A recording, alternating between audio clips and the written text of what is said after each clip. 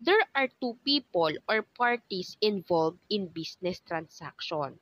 So, sino ba yung dalawang tao na involved sa transaction? The first one, which is the seller. When we say seller, owns or manages a store or business establishment. They offer goods, products, or services to those who need it.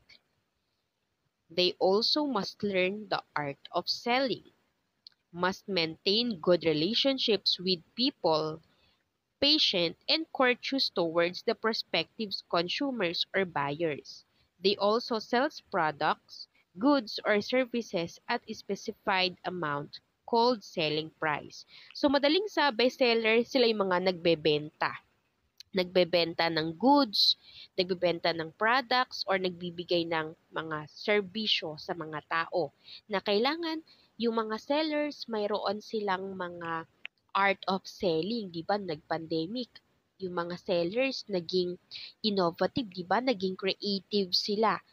Hindi sila makabenta physically, pero naging creative sila at nagbenta sila through online, through live selling. So, yon ay ang mga seller.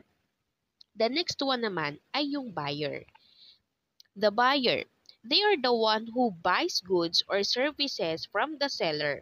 They also a consumer who makes use of the goods to meet his or her needs or wants and those of his family. They also called the end user because they use the good or product or service in order to meet the needs and wants of consumers and derive satisfaction from it. Si buyer naman, of course, sila naman yung bumibili kila seller.